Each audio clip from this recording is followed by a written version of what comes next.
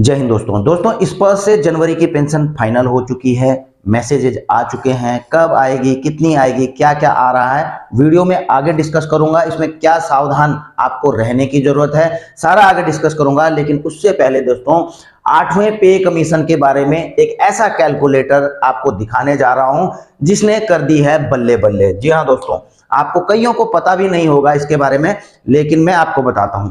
देखिए, मुझे एक मैसेज आया था कि एक कैलकुलेटर के जरिए यह कैलकुलेट की गई है कि कैलकुलेट न्यू बेसिक पेंशन को कैलकुलेट किया गया है 8वें पे कमीशन में जो आना है।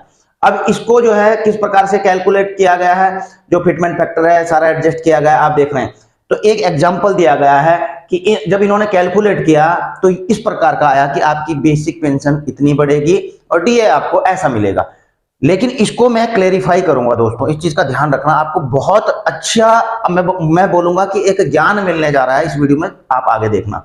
देखिए, इन्होंने कहा है कि इन केस अगर आपकी 12,000 रुपए बेसिक पेंशन है और 1.86 का फिटमेंट फैक्टर लगता है उसमें, तो आपकी न्यू पेंशन हो जाएगी 22,320 रुपए बेसिक पेंशन। चलो ठीक है, मान लिया। ये 1.86 दोस्तों कोई फिक्स नहीं है अभी कि 1.86, लेकिन एक एग्जांपल के तौर पे, ठीक है।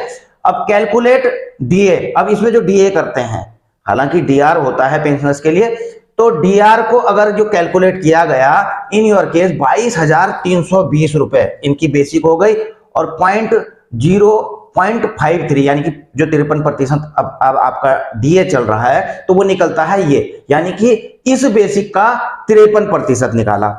अब इनकी कितनी बनेगी 22,320 रुपए, तो ये हो गई बेसिक, और जो 53% डीआर है जो अभी चल रहा है ये वाला 11,829, तो टोटल हो जाएगी इनकी 34,149। तो इन्होंने मुझसे पूछा था कि क्या यह बिल्कुल सही कैलकुलेशन है जो मुझे भेजा गया है। तो देखिए दोस्तों, मैं आपको एक चीज क्लियर कर दूं कि जो आपका 8वां वेतन आयोग आ रहा है ना, तो आपका जो ये फैक्टर निकलेगा, फिटमेंट फैक्टर निकलेगा, उसमें बेसिकली होता क्या है। एक तो आपकी जो करंट बेसिक है, सपोज आपकी यह 12,000 ही करंट बेसिक, ये फैमिली पेंशनर्स की हो सकती है, ठीक है ना।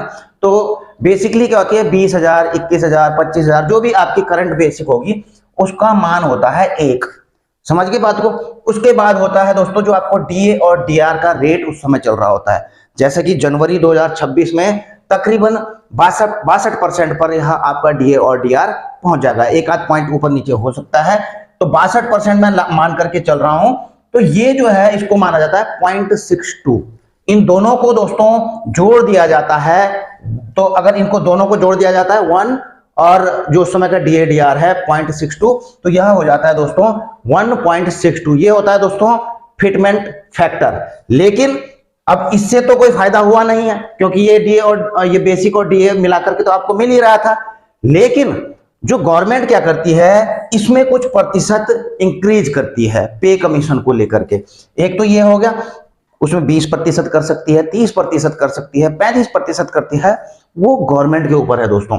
सपोज अगर 19% अगर यहां पर करती है दोस्तों फिटमेंट फैक्टर, तो 19% करती है तो यहां पर इसका मान होता है 0.30। 20 करेगी, 30 करेगी, जितना भी करे, ठीक है। तो अगर इस हिसाब से करती है तो इन दोनों को जोड़ दिया, ये 19% रेट की, अगर 19% आपका 8CPC में बढ़ाती है तो ये हो जाएगा आपका 30, ठीक है। और इसको जोड़ दिया जाता है 1.92। तो इस प्रकार से आपका जो फाइनल जो फिटमेंट फैक्टर है वो निकलता है। आप इस चीज को समझ रहे होंगे। किसी अन्य वीडियो में इसके बारे में और भी ज्यादा जानकारी दूंगा, लेकिन आपको यह पता होगा दोस्तों जिस प्रकार से यहां पर डीए डीआर है उसको फिर जोड़ा जा रहा है, मतलब इसको तो बेसिक को कैलकुलेट करके ये लेके आएगा, और जो करंट जो डीए डीआर है उसको ऐसा नहीं होता दोस्तों। जो आपका डीए डीआर है वो आपके फिटमेंट फैक्टर में शामिल हो चुका है। 1 जनवरी 2026 से 62 के आसपास चल रहा होगा, वो 0 हो जाएगा दोस्तों, वो कैलकुलेशन में शामिल हो चुका है। तो आपकी बेसिक तो बढ़ जाएगी दोस्तों, ठीक है ना, लेकिन आपका जो डीएडीआर है वो 0 से शुरू होगा। इस चीज को आपको पता होना चाहिए। देखिए, इन्होंने खुद लिखा है डीए मर्ज होगा कि नहीं, वो मैंने आपको जवाब दे ही दिया है। सर जी क्या डीए 0 हो जाएगा? बिल्कुल 0 हो जाएगा, हमेशा होता ही आया है। नए पे कमीशन से डीए डीआर 0 हो जाता है, 0 से स्टार्ट होता है।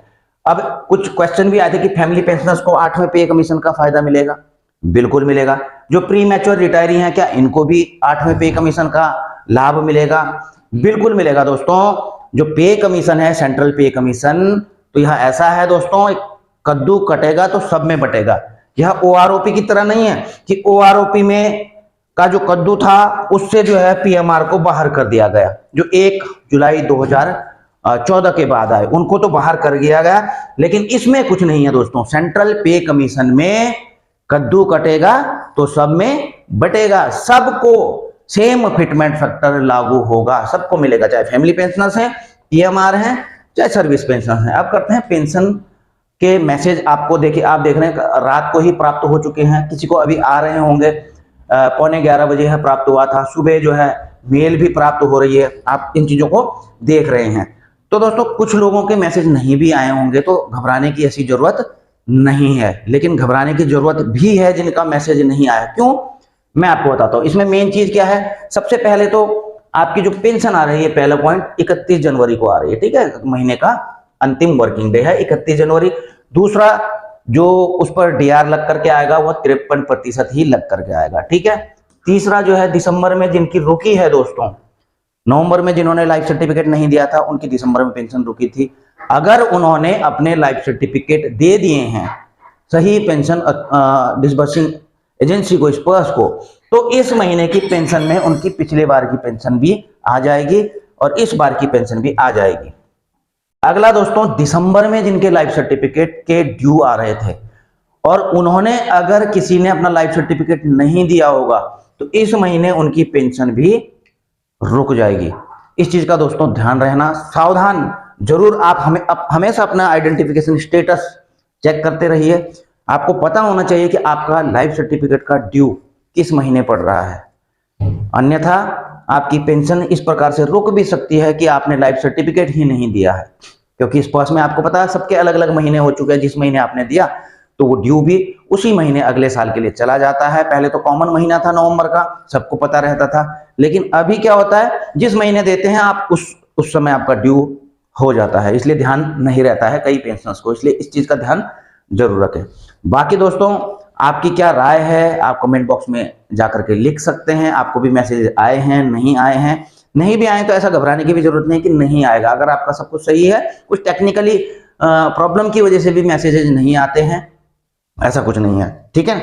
ओके, तो यहीं पर दोस्तों अपनी वीडियो समाप्त करता हूं। वीडियो अगर आपको अच्छी लगी तो इसे लाइक से कर सकते हैं, चैनल में नए हैं तो चैनल को सब्सक्राइब करके बेल आइकन का घंटा दबा सकते हैं, ताकि आपको मेरी आने वाली वीडियोज की नोटिफिकेशन भी मिलती रहे। जल्द मिलेंगे नई वीडियो में नई जानकारी के साथ। जय हिंद, वंदे मातरम।